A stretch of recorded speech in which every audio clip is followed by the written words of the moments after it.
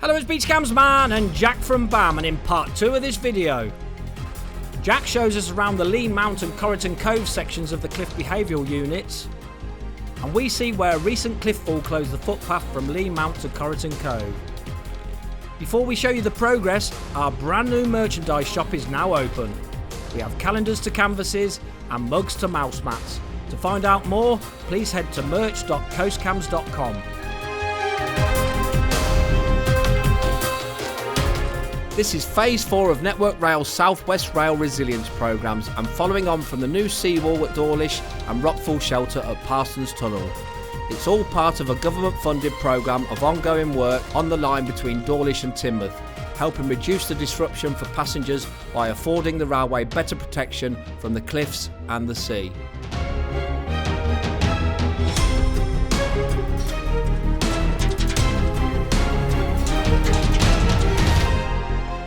So like I mentioned earlier, we'll have a look at our demo operation that we've been completing in CBU 25 and 26 in Lee Mount Park. We've completely demobbed from the area now. There's a few areas still fenced off, which I'll talk through as we walk through here now. Okay, cool. So we were using the access that we're walking up now for our plant access road to get into Lee Mount previously. So when we would have come up here last time, all of this was full of stone around this area. It was completely fenced off. Yeah. And we had a bit of a ramp which turned on the right hand side up there to go up into the park and then up through our fenced area. Which that's right, yeah, that's where the plant was going up, wasn't it, up there? Yeah, so we were using it for the forklifts, the excavators and things like that we used to deliver the works, and all of this was completely covered in stone here. So since the last video, we've removed all the stone out here, give everything a bit of a clean back down, reinstated the bins and the benches for the communal areas, and then done a bit of brickwork repairs to the top of the wall, which you can see over there, just to replace the stones that we took off when we were building the plant access ramp over so they didn't get damaged. Yeah. So all of this area now is back open to the public, so you can carry on down to go back down to just above Kenaway Tunnel, back down to Marine Parade and onto the seawall, or you can turn right and go back up into the park. Okay. At the moment, we do still have an area of the park which is fenced off, which is where our haul road was. And the main reason for that is because we've pulled the stone out, we've rotivated the soil which was underneath there, because when we built the haul roads we laid directly on top of the grass. We placed a separation membrane down, so it became a little bit compacted, so we've rotivated it, and then that is been seeded as well, so we need to keep the fence up for probably 6 or 7 weeks just to let the grass grow back. Okay. You know, we don't want members of the public who are walking through the park with dogs and etc. walking all over the newly seeded grass. So that's why these areas still remain fenced off, and that's the same as we go up to the top of the park over here at the minute. So since the last video, we were walking up to the top of CBU 25 now, and since the last video, we've completed all of the nailing in that area, and we have about 150 metres squared of netting to do right at the bottom, and that's where the RRV nails were. So as we come up over the top now, we'll be able to see the work area from above. The memorial benches, we did remove some of them as part of our works. We've removed the 2 in the corner over there and the ones just around the footpath back over there. We've reinstated the memorial benches now back in the original positions.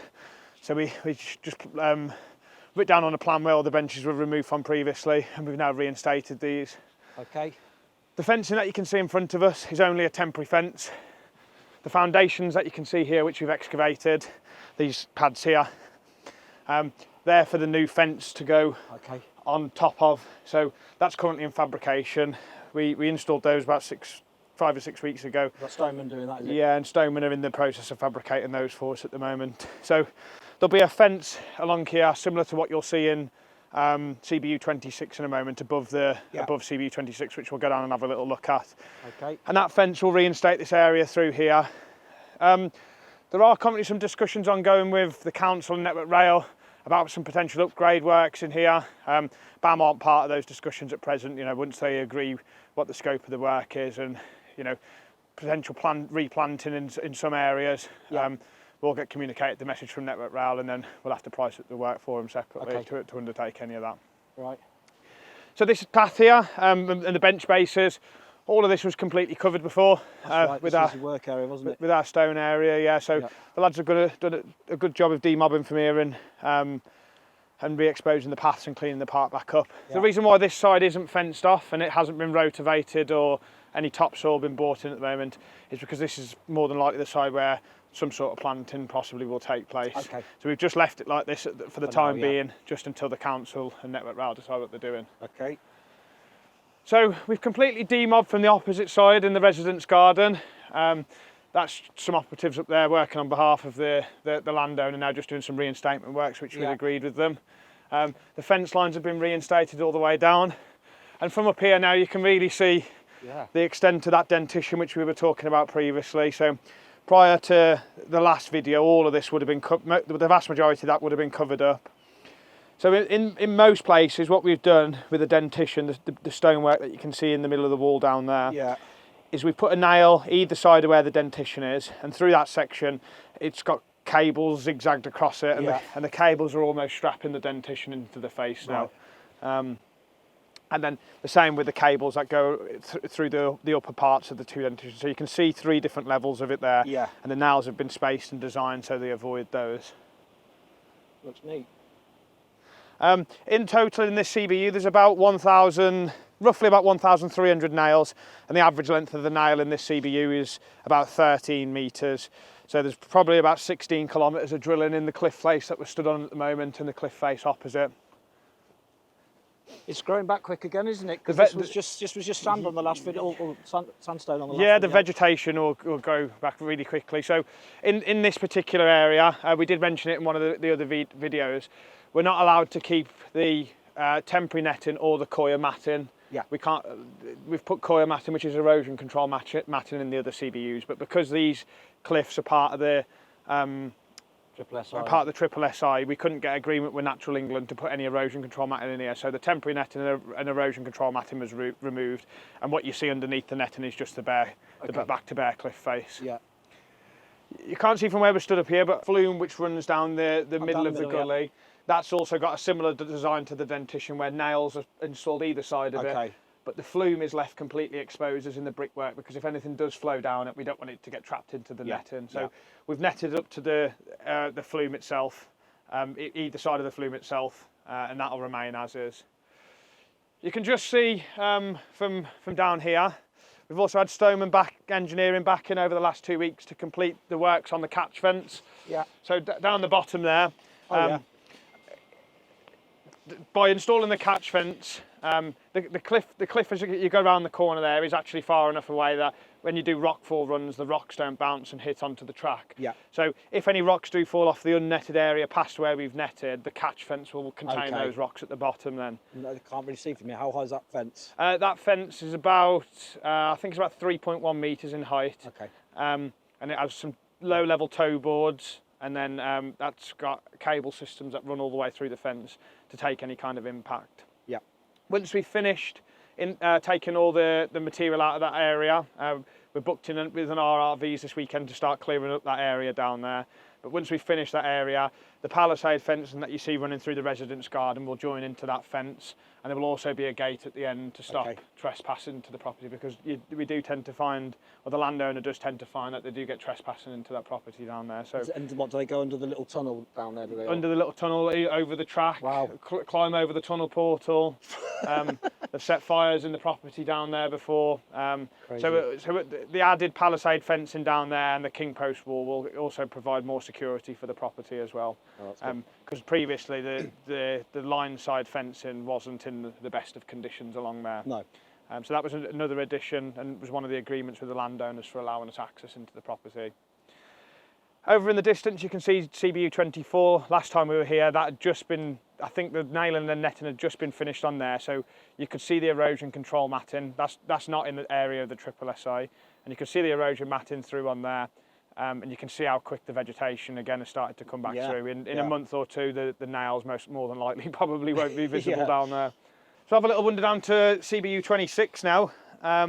So over the past 2 or 3 weeks, we had agreement from the council and Network Rail to do the clearance on the path going down into Corriton Cove. That's right, it's been closed for months, hasn't it? Yeah, so as you walk back down Lee Mount footpath now, you can go left over the top of CBU 26, which we'll see in a moment, or you can go right and you can go down into Corriton Cove, or alternatively you can go down the access path to get onto Marine Parade. So everything's open back up in that area now. The reason why that footpath was closed in CBU 26 was primarily because of slip material, but slip material outside the site of our works.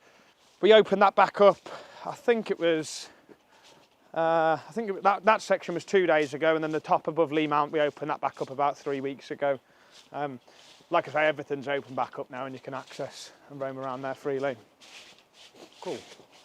So we're coming down Lee Mount footpath now and we're going over the top of CBU 26. So in CBU 26 we've done quite a bit of upgrade work here, upgrading the existing fence and upgrading the existing footpath, just to bring a bit of life back to the area really. The footpath was in a very poor state and the fence along the top. It's horrendous coming through here. It was all overgrown and yeah, like you say, the footpath was dreadful. Absolutely. So the new footpath has been installed after we installed the fencing.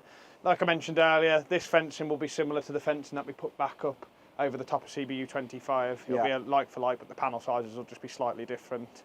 Prior to us actually starting any work here, most of this was overgrown on the right hand side, so you couldn't actually see over here. And also you couldn't see down as well. No. And now you walk along the top here, you get an appreciation for just how high it is. One, how high it is, and two, how close the cliff edge is to the line of this footpath. So the fencing that we've installed is pretty much mirror image of where the existing fence position was. Yeah. We haven't changed anything there, but we have put new foundations in, and these are quite deep foundations. Yes, and then like I mentioned, strong, won't they? Yeah, and then like I mentioned, we've just done the resurfacing right the way back down to the footpath area. Cool. So have a little look down Corriton Cove now. So like I mentioned, this part of the path was previously closed. As we come round the corner now, there was a load of slip material over the footpath. This damaged some of the existing fencing, which Teignmouth Council are aware of and should be replaced fairly soon. Yeah, this slips all the time, doesn't it? Yeah, yeah. So we took a lot of the material out around from here, and you can see where all the material has slipped from above. Like I mentioned, we've not undertaken any work around here. This was just closed as part of our works because of the footpath while we were doing CBU 26 and there being nowhere to go. And then during the works, there were slips in here, which weren't excavated at the time. No. So, like I said, we've got an agreement with the council and Network Rail to undertake the improvement works around here. Done that to the fence, did it? Yeah, yeah. You get a level of understanding of the. Yeah, you don't want that landing on you, do you? No, there was a big mound of material, like pretty much right in this gap here, where you can see where the excavators dug it all out. Wow. And then as we come back around the corner here now, there was another slip in this area, so we've re-exposed the base which was around here and then tidied everything up. But again, this was very much overgrown. Yeah. Yeah. Not to say that the vegetation's not going to grow back over time, but all the material that we've excavated out from here has been shifted over to the back, behind the fence there, and pushed out to level off the surface. So how long has this section been open for now then? Only 2 days this bit. Okay. Yeah. So as we come around the corner now, you can see the drops of mesh and the rolls which are still tied up at the moment. They're tied up primarily because probably 50% of that area needs to be done in a possession. We're due to come back this weekend to finish off the possession works. And then the other 50% will be done following the possession works. Okay. But like I mentioned when we were up top, you can see the actual flume and the. To be honest, it's quite a bit of an artistic piece. It is, yeah.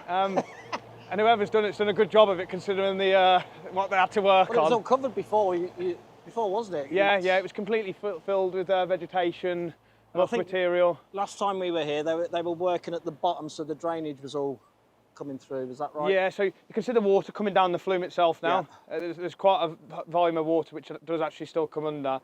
We're not quite sure what the drainage connects up to at the top. We've put cameras and we've CCTV surveyed it. Yeah. But everything's collapsed up there. So we've tested the water itself as well. So it's not drinking water or anything. It's all surface water. Right, okay. So we assume it's just something from an old road drainage or something like that. But there's nothing on the opposite side that suggests it. And we've searched high and low in all the service drawings.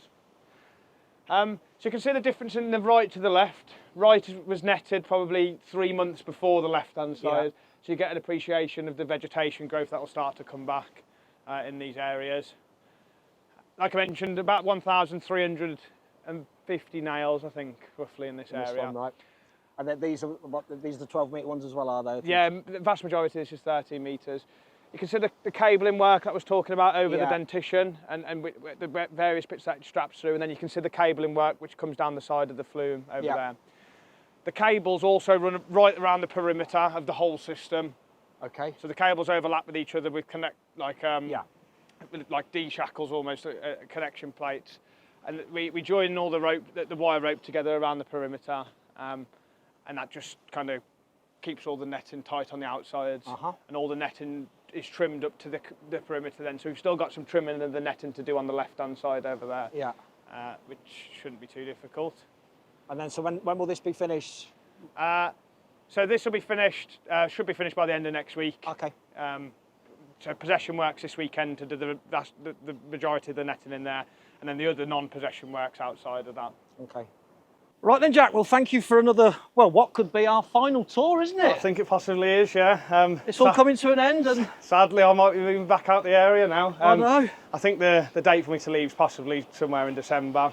So, yeah, possibly could be the final tour that we're doing now. Yeah. But well, to be honest, I'd just like to say thanks for you, really, for allowing us to kind of demonstrate and show people the issues we face when delivering large-scale civil engineering projects like this. Yeah. And, I think it's been extremely well received by the public.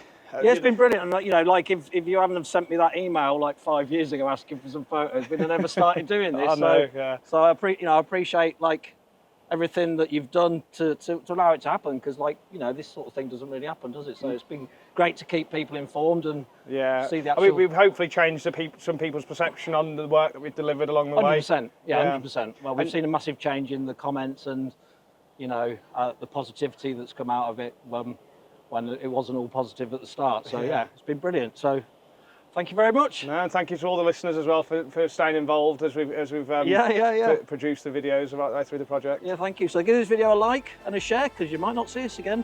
But we are working on a full-length documentary soon. We are, yeah. The whole project. So thanks again for watching. Thank you, everybody.